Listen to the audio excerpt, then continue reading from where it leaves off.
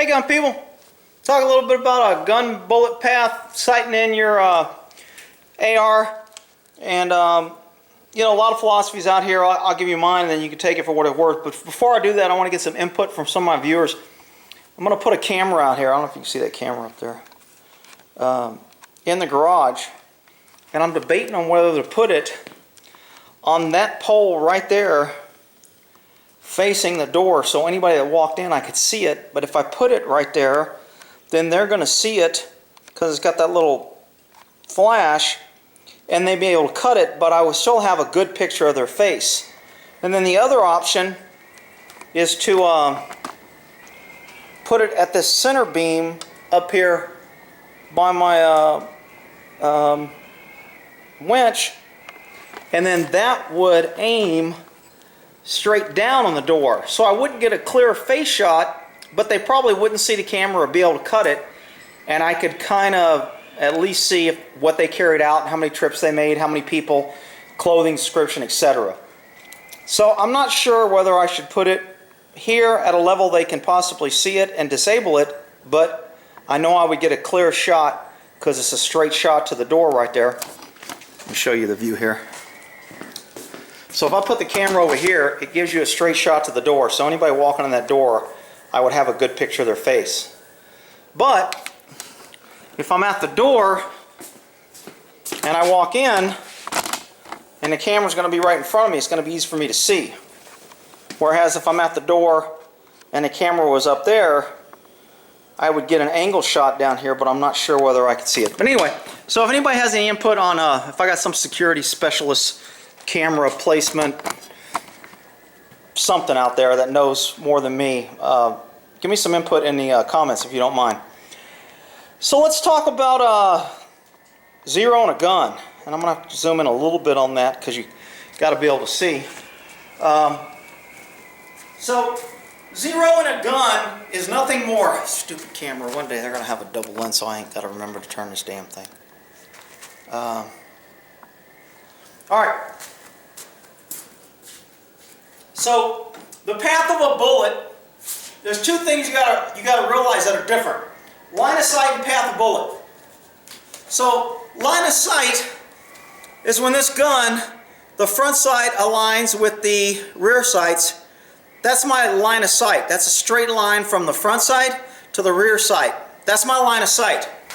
Path of the bullet, if I fire this gun, the bullet will climb a little bit, and then as gravity takes its course, it will fall off. So that's it. Also, I wanted to bring up, I don't know if you can see this holster. I got a couple comments on my holster being too low. So this holster flops around a lot, and I think it's because of the style of the holster more than it is anything else. Somebody said raise it up. I've got it raised up pretty high. I mean, I could go a little higher, but it's still going to wobble. I've got it about where my hand's at, so it's easy for me. It's off the leg, so it takes some of the weight off my belt, some of the weight's here, but I've got it right down here because my hand hangs naturally right about there. So I always know where it's at. I can always check on it, and if I need to draw it, it's right there. So, you know, it does flop, and I think what I need to do is maybe sew this part. I'm gonna have somebody stitch it to here and maybe take out some of that wobble, because that wobble kind of bothers me, and if I run, it's kind of a pain in the ass. I mean, it's not going to stop me from running, but it wobbles a lot, and I know some people are like, move it up, do this. A lot of it's holster design. So anyway, let's get back to this this bullet path, doing this. People are like, he's talking about M16, he's talking about cameras and guns. Shut up! I got to get to my point. It takes me a while. So here's your gun. Again, line of sight, straight line from rear sight to front sight. Bullet path will go up and down, just like gravity. You throw a rock, you throw a football. The higher you throw the football, the more it's going to come down to the receiver. If he's close, I can throw a bullet and it'll go straight. But the longer it goes, the more gravity is going to take control and it's going to go down. Same thing happens as your bullet flies through the air. So when you're sighting in a gun, you need to take in your bullet drop capacity. So here is a 25-yard zero, meaning I'm going to zero my gun in at 25 yards. I'm going to put a target out at 25 yards, and I'm going to shoot, and if I'm hitting here, I'm going to move the bullet strike to the right, and I'm going to move it down, and now my bullets are going to be hitting here. So now if this is at 25 yards, this is called a 25-yard zero. I have zeroed my sights to 25 yards to hit in the center. Okay? If this target, if I move it to 300 yards, it becomes a 300-yard zero, which is down here, and that 5 to 7 inches I'll explain in a minute. But now at 300 yards, my group's probably not going to be as tight. So if my group is here, then I'm going to come left and down, and now I have my group here at 300 yards, and now my gun is what's considered zero for 300 yards. Now, it's important that you know what your gun is zeroed to so you understand. I mean, if you zero enough guns and you shoot enough guns, you can kind of figure it out on the fly. And there's always what they refer to as Kentucky windage or adjustments. So, when sighting in a gun, or your rifle, we're talking about an AR right now because these numbers are for the bullet path of an AR. Each bullet path will be different. Ow, damn wasp. Piece of shit. So,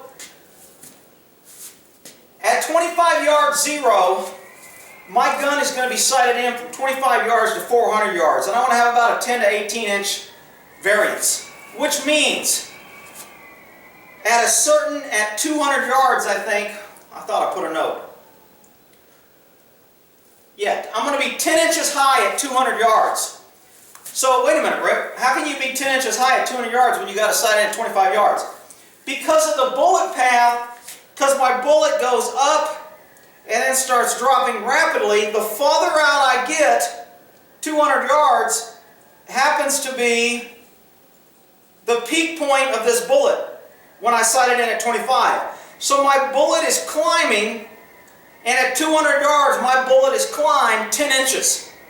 So if I have a target that's 20 inches up and down, and I'm aiming center, if the guy's at 200 yards and I'm at 25-0 and I aim for the center, I'm going to hit him 10 inches high.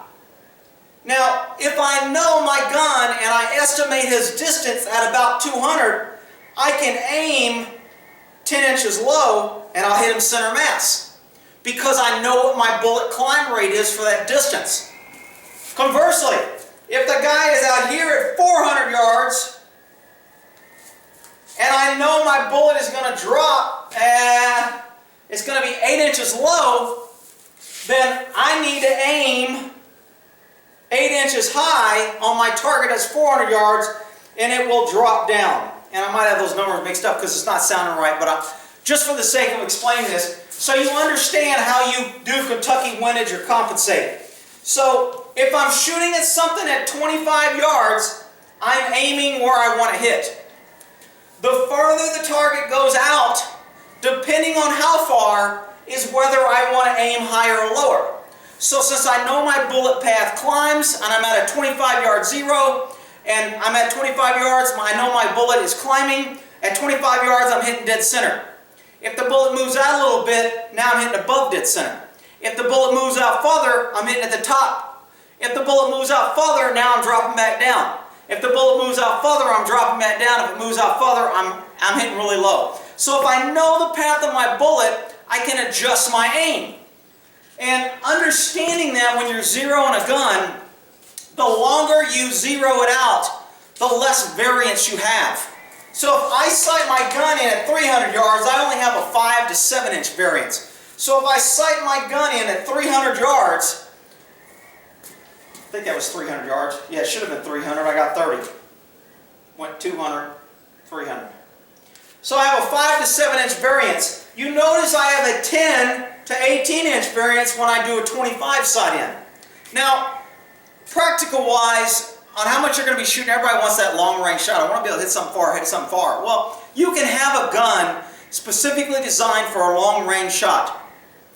Or you can have a gun designed that if I'm up close, I can pretty much get close to my target where I aim, and if he's within 200 yards, I can get close.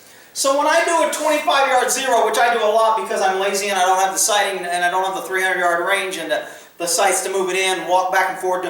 So sighting in 300 takes a lot of time. On my scope rifles, I'll go a longer distance. On my open sight rifles, 25 yards is good for me. If I can hit a target at 25 yards, I have my little peaceful Muslim over here, but if I can hit a target at 25 yards here, I pretty much know on how far the target is on where I'm variancing this. If the target's within 100 to 200 yards, I might aim still dead center because I know I'm going to hit him somewhere in this fatal T. I talk about that, the triangle. So I'm going to hit in the center area and I know I'm going to hit up or down. So I don't really care if I miss by 5 or 6 inches. Now, if I'm going for a headshot at that distance, I absolutely need to figure that out because it's going to be very easy for me to miss this small shot. But if I'm shooting at a large torso, center mass body, I mean, you've got a long distance here. If I can hit you here at 25 yards and you're out to 200 yards, I'm going to hit you here. You're out to 400 yards, I may hit you here if I aim center. So that's my variance. If I really want to walk the round in, I can tell where I'm hitting. I can tell if I want to, if I want to make sure and hit the upper area or I want to hit the lower area, etc. But basically, that's a low down, dirty sighting in your gun. And when you hear somebody go, "Is your gun zeroed?" that means did you go out there and set a specific place with your gun to know that you can hit where you aim at a specific distance. So if you say, "Is your gun zeroed?" and somebody goes, "Yeah, it's zeroed," and you go, "What's it zeroed at?" and they go, "What are you talking about?" The gun ain't zeroed. It may be zeroed and they just don't know what it's zeroed at. And then you would ask them, okay, if it's zeroed, what distance was the target when you zeroed it in? Oh, the target was at 50 yards when I zeroed. Okay, so they're zeroed for 50. So at 50 yards, you have a 6 to 12 inch variance. Again, it's not a whole bunch, but if you want to start getting accurate, you want to hit somebody, if a guy's popping his head out from a rock with a gun and you've only got this small target, you're going to want to be able to walk that round in. I'm not going to aim at his head at a 25-yard zero if he's at 200 yards and I'm only shooting at his head. I'm going to have to walk that bullet in. And I know I'm going to be shooting high at 200 yards, so I'm going to aim a little bit lower because I know my bullet's traveling upward till it passes 200. So I'm going to aim below him and my bullet will climb and hit him.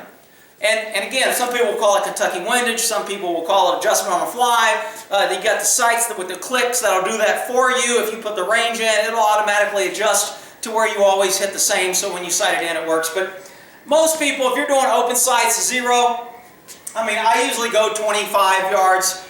I zero my gun for 25 yards. If I have a 50 or if I'm running around, then maybe I'll go 50, 100. But the longer distance you can zero, normally it's a little bit better. But you have to be a good enough shot. Most people can't keep the stinking rounds on the target out to 100, 200 yards, 300 yards. They're having a hard time hitting the target, much less hitting the target with a group. The key about sighting in a gun is you have to be able to get a group. If I have a target here, and so I'm sighting it in, and my hits are here, that gun is not zeroed. Because I don't have a pattern to where I can, how do I adjust this bullet? I have no pattern. Until I get at least 2 or 3 or 4 bullets in one area, then I know I have a pattern and I adjust that group to the center. I don't keep trying to adjust every round to the center because that's not a gun or a round problem. That's a shooter issue. That's a breathing, that's a grip, that's a cheek weld, that's a stance, that's a jerking the trigger, no trigger reset. All those issues are why you're hitting all over the target. So that's why I always like to sight in short and I can see, because unless you can keep your bullets close at 25 yards, there is no point trying to sight in your gun at 100 or 200 because you got to have a tight group at 25. That's why 25 is usually sufficient for most people. Again, I'm going to have some gun nuts here. Come on here. Oh, you should always sight in at 400 yards. That's the best and most accurate. Then you're always for whatever. All right, we'll end that there on a 0 and a AR, M16, M4, 5.56, 223, whatever you want to call it.